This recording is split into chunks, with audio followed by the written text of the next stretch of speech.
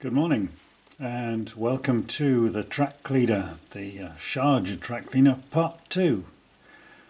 As promised, basically in the background there you can see the nearly finished, I suppose, track cleaner. It's somewhat different from the original one, as you can see. And if I start from the beginning and go through what I've been doing to it since last we spoke, we can see that these were the first ones that I did, the extensions which went on in place of that to there, like that, as I showed in the film. These are the second ones that I did because I decided to have buffers on it, and that is very much the same as the first part of that, but the wire railings are in a different place and this, that and the other. That you already seen. Then I decided, well, that, with that on both ends, left a gap in the middle, which showed the acrylic chassis member through, and it also looked a bit tilted. I don't know why, but we'll come to that later. So what I did was, this is the first one, I lengthened this one, just lengthened it off there, to go into there and join in the middle, measured exactly, and it does. And I put two little holes in there to put two pins in to hold the ends together. Same again. But when I got it on there, I found that these, if I change hands, these supports here and here were actually just touching the side of the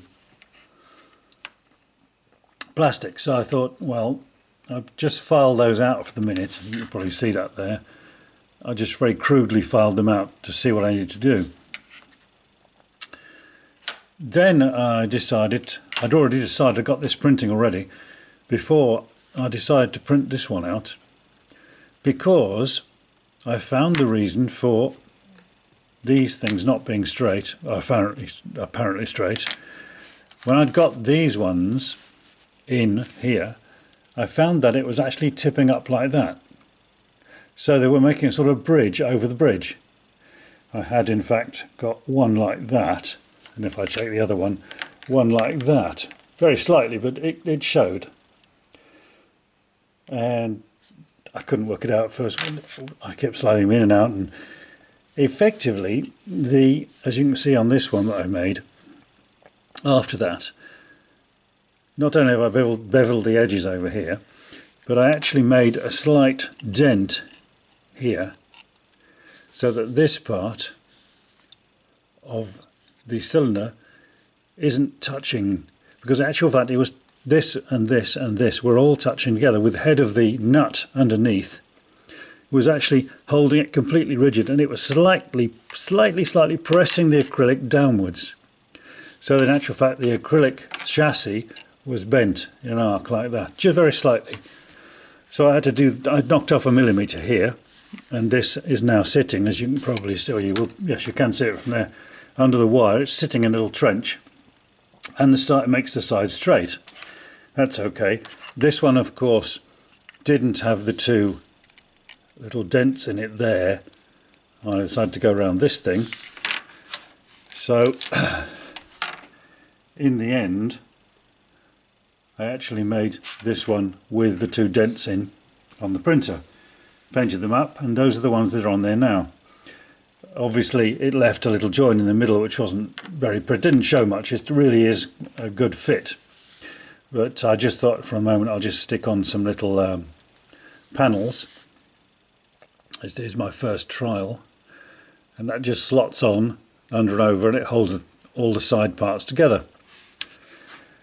Underneath the device you can see here my pad, which does actually work, and this is held on to my version, which is there with this, which is the I've used slightly thinner piano wire, and that is because by pure luck I have ordered some 1mm piano wire, spring wire, which I'm going to remake these with. This is just the tail ends of resistance, is just a show. This is actually piano wire and it's thinner. So I'm getting some 1mm shortly, I hope. And this one is courtesy of my neighbour who came in to see what I was doing. And I said, I'm waiting for some piano wire. And he said, oh, I've got a roll of that. I've had it for about 15 years. And he went down to his workshop and brought back a roll of piano wire. And it's slightly thinner than 1mm. It's about 0.6. And it's perfect. So I was able to slot one on. I've done the white one, in actual fact, so that you can see what's happening. I can actually, so I could see what was happening as well on the track. It's very much easier to see this white one with this stuff on it, where it's touching, where it's not, and what it's cleaning, than with this one, which is the which is going to be the final one. So I've yet to make the hooks for this one, and eventually I put that one on and make it darker. I'm also, this is, of course, this is the original one. Here's the spring and the two hooks off the end of it. So that's mine, and that's the original. Not bad. Mine is slightly lighter.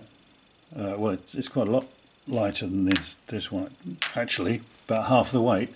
Doesn't really matter. I will do it, I think maybe I'll do one in 100% fill. This one is a 25% fill, which is perfectly adequate. It's quite strong enough.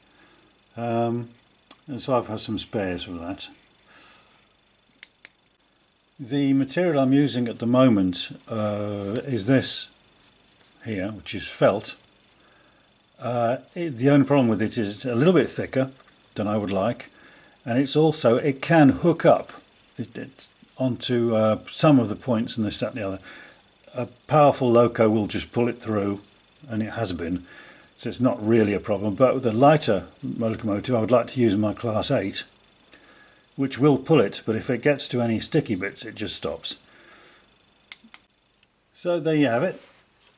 That's all for today. It's a very short one today, just to show you what I've done, and it's more or less finished, I suppose, for the moment. But I'm now using it. I'm cleaning my track with it because it does push and pull very nicely. Some of the other ones I've done before or have had before, pulling is okay, but pushing them is difficult sometimes. And this one pushes quite nicely, which is useful because if you want to clean the track in front of your locomotive so it doesn't stall, that's the way you want to do it. Unless you're going to double head it, I suppose. Anyway, thank you for watching. That's about it for the moment. I am going to do more. I'm enjoying doing this, and I'm going to do more. We'll see about that in the future though. Thanks for watching, as I say. Hope you have a nice day, and see you later.